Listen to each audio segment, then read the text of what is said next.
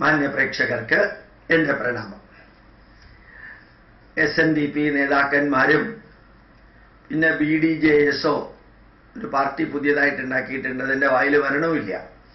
അവരും അതുപോലെ തന്നെ വർക്കല ശിവഗിരി ആശ്രമത്തിലെ സന്യാസിമാരും പിന്നെ ഞങ്ങൾ ഹിന്ദു വിരുദ്ധരല്ല, നാരായണ വിരുദ്ധരല്ല, നാരായണ ഗുരുദേവനെ കുരിശിലേറ്റി നിന്ദിച്ചവരല്ല, ഈഴവരുടെ വോട്ട് ഞങ്ങൾക്ക് തന്നെ വേണം, ഞങ്ങളെല്ലാം ഈഴവരാണ് എന്ന് കാണിക്കാനും മറ്റും വേണ്ടി നമുക്ക് ജാതിയില്ല എന്ന് ശ്രീനാരായണ ഗുരുദേവൻ പ്രഖ്യാപിച്ചതിൻ്റെ 100ാം വാർഷികം ആഘോഷിക്കുന്ന വേളയിൽ വെറുതെ ഒന്ന് ചിന്തിക്കാം.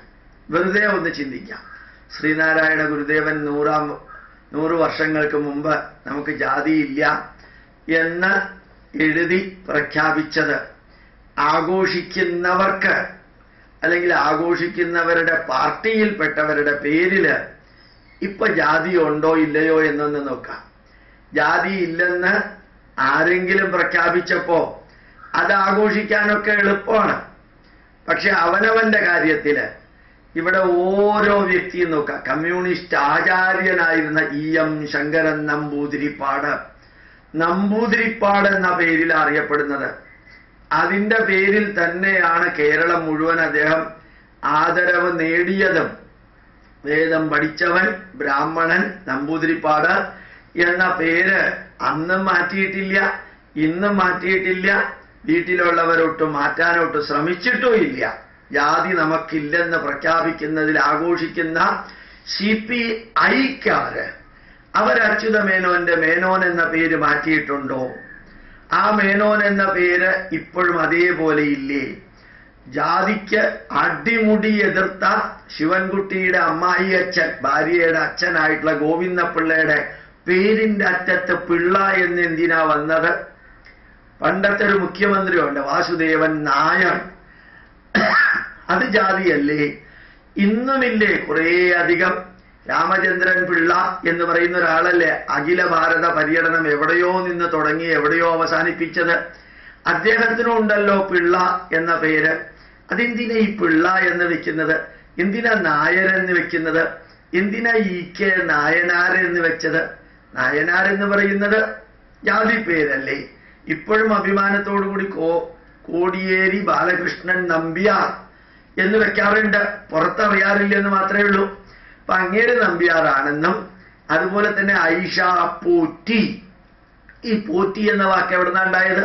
സുരേഷ് കുറുപ്പ് മതേതരത്വത്തിന്റെയും ജാതിയില്ലായ്മയുടെയും ഓരൊറ്റ നന്മകളും രാഷ്ട്രത്തിന് വേണ്ടി ചെയ്യാത്തതിന്റെയും പ്രതീകമായിട്ട് കോട്ടയത്ത് നിന്ന് എല്ലാ പ്രാവശ്യവും ജയിക്കുന്ന ഒരു MP ഉണ്ടെങ്കിൽ അങ്ങേര് എന്തെങ്കിലും സംസാരിച്ചതായിട്ടോ പാർലമെന്റിൽ കേരളത്തിന് വേണ്ടി വാദിച്ചതായിട്ടോ പ്രവർത്തിച്ചതായിട്ടോ ഈശ്വരാനുഗ്രഹം കൊണ്ട് ആരും കാണാതെ NSSന്റെ പ്രതിനിധി സഭയുടെ അംഗമായിട്ടുള്ള ജാതിയില്ലാത്ത സുരേഷ് കുറുപ്പിന്റെ കുറിപ്പ് എന്തിനാ വെച്ചിരിക്കുന്നത്? ഇനിയുമുണ്ട്. തെക്കേ അറ്റം മുതൽക്ക് വടക്കേ അറ്റം വരെ നോക്കാം. കമ്മ്യൂണിസ്റ്റ് നേതാക്കന്മാരില് ഭൂരിഭാഗത്തിനും ഏതെങ്കിലുമൊക്കെ ജസ്റ്റിസ് കൃഷ്ണ അയ്യര് നല്ല കമ്മ്യൂണിസ്റ്റ് മന്ത്രിസഭയിലെ മന്ത്രിയായിരുന്നപ്പോഴും അയ്യര് കളഞ്ഞില്ല. അതുപോലെ തന്നെ പ്രഗത്ഭനായിട്ടുള്ള സുബ്രഹ്മണ്യൻ പോറ്റി എന്ന ജസ്റ്റിസ് യുക്തിവാദിയും നിരീശ്വരവാദിയും ഇടതുപക്ഷവും പുരോഗമനവാദിയും ബുദ്ധിജീവിയും എല്ലാ തരത്തിലുള്ള ജീവിയുമായിരുന്നു. പക്ഷെ പോറ്റി എന്ന വാക്ക് കളഞ്ഞില്ല. സുബ്രഹ്മണ്യൻ പോറ്റി എന്നുള്ളത് വെച്ചുകൊണ്ട് തന്നെയിരുന്നു.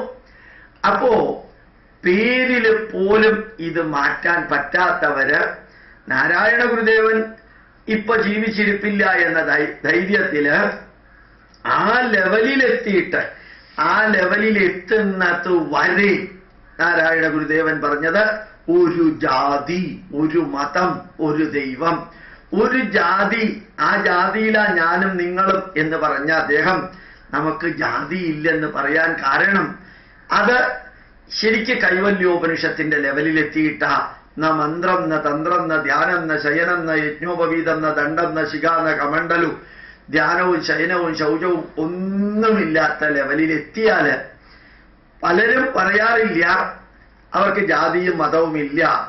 Even though I am born in India I am a universal citizen എന്ന് സ്വാമി വിവേകാനന്ദൻ പറഞ്ഞതുപോലെ നമുക്കിതൊന്നുമില്ല, എല്ലാത്തിലും സാക്ഷാത്കാരം കാണാൻ സാധിച്ച രാമകൃഷ്ണ പരമഹംസർ, അതുപോലെ തന്നെ രമണ മഹർഷിയുടെ ഒക്കെ ലെവലിലെത്തിയവര് പറയാതെ തന്നെ ജനങ്ങൾ അംഗീകരിച്ചിരിക്കുന്നതാണ്. അവർക്ക് ജാതിയും മതവും ഇല്ല. നാരായണ ഗുരുദേവൻ നമുക്ക് ജാതിയില്ലെന്ന് പറയേണ്ടി വന്നത് സാധാരണക്കാരിൽ സാധാരണക്കാരായ വ്യക്തികളാണ്, വലിയ വിദ്യാഭ്യാസമൊന്നുമില്ലാത്ത വ്യക്തികളാണ് അനുയായികളായിട്ടുള്ളത്.